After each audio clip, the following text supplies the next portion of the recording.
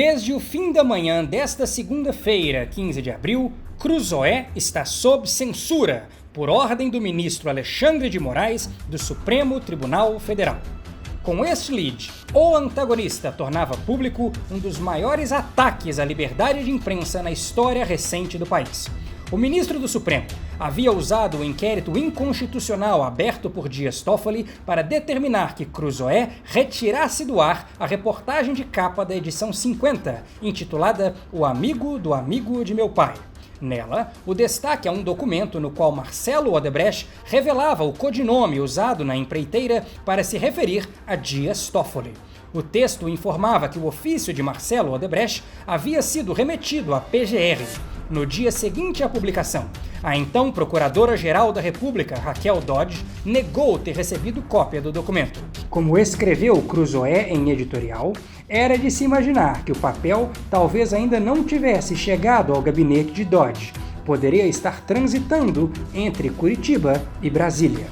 Foi justamente a essa nota de Dodge que Alexandre de Moraes recorreu para censurar a revista, alegando se tratar de fake news. Contudo, naquela mesma semana, a Folha de São Paulo também publicou o documento revelado por Cruzoé, e 3 delatores ouvidos pelo jornal disseram que a linguagem empregada por Marcelo era típica de quem tratava de pagamento ilícito.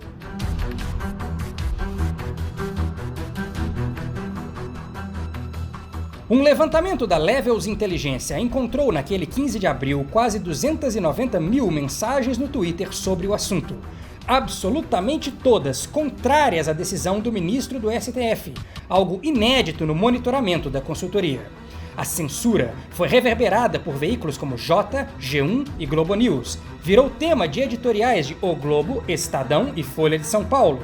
Extrapolou as fronteiras com matérias no New York Times e no Washington Post. E rendeu uma semana de cobertura no Jornal Nacional. O Supremo Tribunal Federal censurou sites que publicaram reportagens sobre documento em que Marcelo Odebrecht cita o presidente da Corte, Dias Toffoli, que determinou ontem a retirada de reportagens e notas do site O Antagonista e da revista Cruzoé. O ministro Alexandre de Moraes, do Supremo Tribunal Federal, mandou que os sites Revista Cruzoé e O Antagonista tirem do ar reportagens e notas divulgadas na semana passada sobre uma menção ao presidente da Corte, Dias Toffoli. O ministro Alexandre de Moraes, do Supremo Tribunal Federal, determinou que a revista Cruzoé retire imediatamente do ar a reportagem da última edição que cita o presidente da Corte, ministro Dias Toffoli. Ao determinar a retirada do material jornalístico do ar, o ministro Alexandre de Moraes considerou que há abuso no conteúdo da reportagem.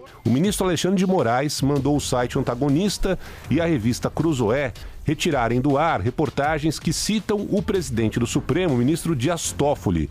Toffoli cultua a liberdade, mas retira do bolso do colete uma ditadura particular para cercear as liberdades alheias. Ele pede a censura de reportagem que não foi do seu agrado e é prontamente atendido. O Partido Rede protocolou no STF um pedido de liminar para suspender a decisão de Moraes. O senador Jorge Cajuru, do Cidadania, e Moisés Barjud, um advogado do Piauí, também acionaram o Supremo. O deputado federal Vinícius Poit, do Novo, propôs descriminalizar a injúria e a difamação. Entre jornalistas, juristas, artistas, políticos e instituições defensoras da liberdade de imprensa, várias personalidades se pronunciaram contra a censura e a favor de Cruzoé.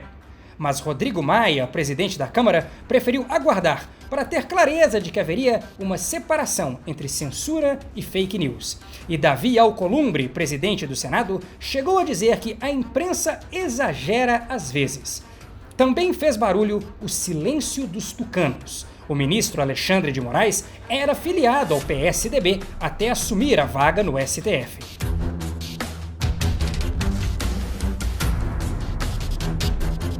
Alexandre de Moraes queria ouvir os procuradores da Lava Jato para descobrir quem havia vazado o documento para Cruzoé.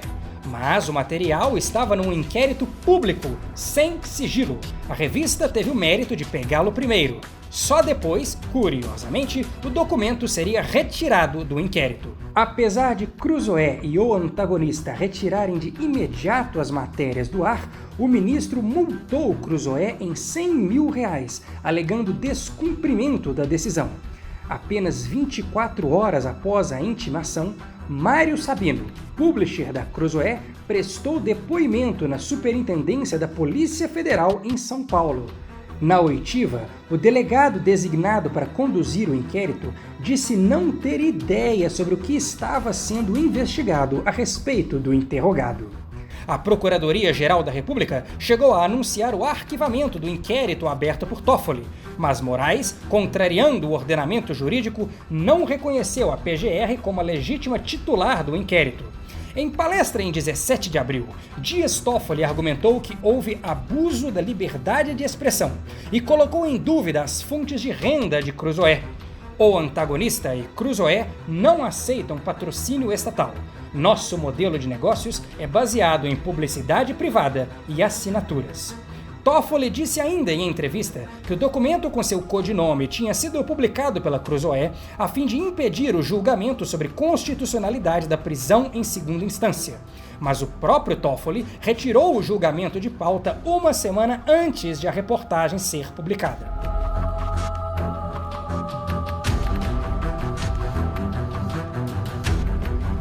Naquela quinta-feira, 18 de abril, o ministro Celso de Mello fez valer a autoridade de decano para dar um fim à censura de Dias Toffoli e Alexandre de Moraes.